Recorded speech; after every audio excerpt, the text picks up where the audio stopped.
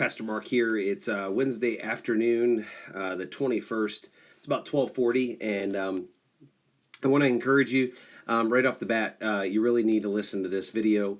It's a very important one for all of us in our community, but also those of us that were in worship this past Sunday.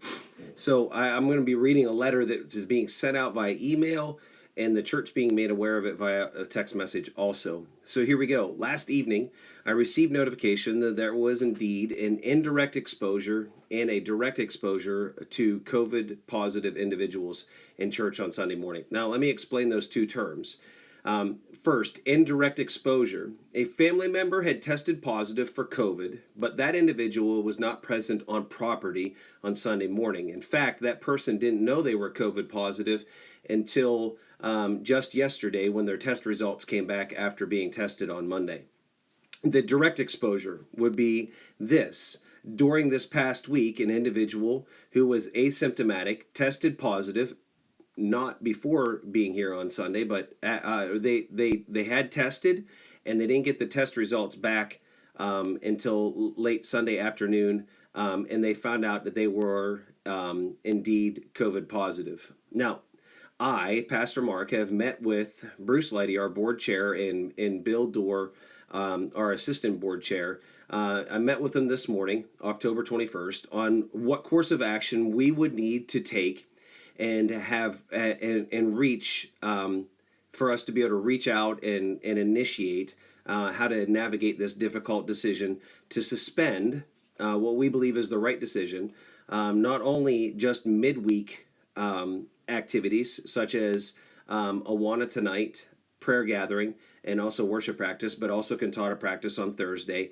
And so we want you to know directly that we are looking at taking that course of action to suspend all midweek activities. This is a tough decision, but one that is not being taken lightly, and is being taken with an abundance of caution. So not only are we going to suspend this week's midweek activities, but we are also going to suspend worship in person this upcoming Sunday. As I said, this is a tough decision, but one that is being taken with abundance of caution for both the safety of the church family and those we come in contact with throughout the week. While it is unlikely that the family members involved were contagious during this past week's service, I do want us to know it technically is possible they were asymptomatic, as was the case with the direct exposure. This is what has led us to determine we need to suspend, as I said, all of our midweek activities and our Sunday morning service and youth activities this upcoming weekend, so to allow everyone the time to pray and process this information.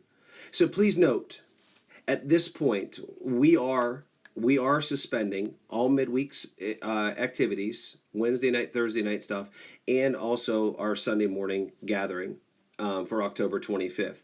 Two important things that I want to make sure that we are fully aware of. It is essential that anyone who exhibits symptoms or tests positive for this COVID virus does notify me ASAP. So we may be informed as leadership, but also inform the First UB Church family. So as we enter this cold and flu season, I know that it can be inconvenient or disappointing for you and your family to miss out on Sunday morning worship, but for the health of our church family, continuation of all ministries, if someone in your house is sick with COVID-like symptoms, we simply ask that your family not attend that week to safeguard our church family and your family. We believe in these times as a church family, we are once again challenged to remain three things: fluid, flexible, all the while expressing our freedom in worship. We believe the right decision at this point is to allow individuals the right to choose how they want to participate in worship. And if it was a normal week, but this is not a normal week. And so we are kindly asking you to understand where we are at in this difficult decision. This is why at this time we have, as I've said several times and wanting to make sure it is absolutely clear, suspending those times of worship and we will continue our live stream on Sunday morning for our worship service. As your pastor and leadership, the challenge that face us daily in our decision making is astronomical. And this is a decision that we're not taking lightly and wish that we did not have to come to. So we ask that you would continue to be diligent in how you live your life, making mindful decisions at every corner. We continue to stand by the freedom to express yourself in person and at home, and support everyone's decision in that. And also help for us to understand if it was a normal week. We also recognize that as an individual, you must ultimately decide for yourself, and to know that there is no judgment after from here going forward, and there hasn't been in the past.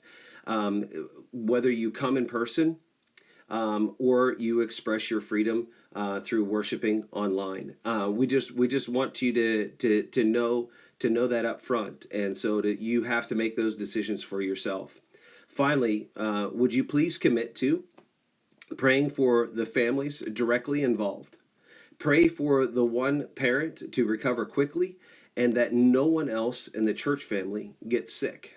And I've signed this letter, trusting in Christ alone, Pastor Mark. Now, guys, I'm asking us to live by the words that Paul gives us. To live with great charity, to express our understanding of this difficult situation in the church family, but also the difficult decision that the leadership has had to make concerning this. And so we'd ask that you would respectfully help us move forward in all of this. And please, at any time, if you have any questions or any concerns, any thoughts, you can call me, you can email me, and you can text me. All right. I know that this has been a long video, but wanted to make sure that we got out this pertinent information to you, and want to say thanks so much for listening. Thanks. Take care, and God bless.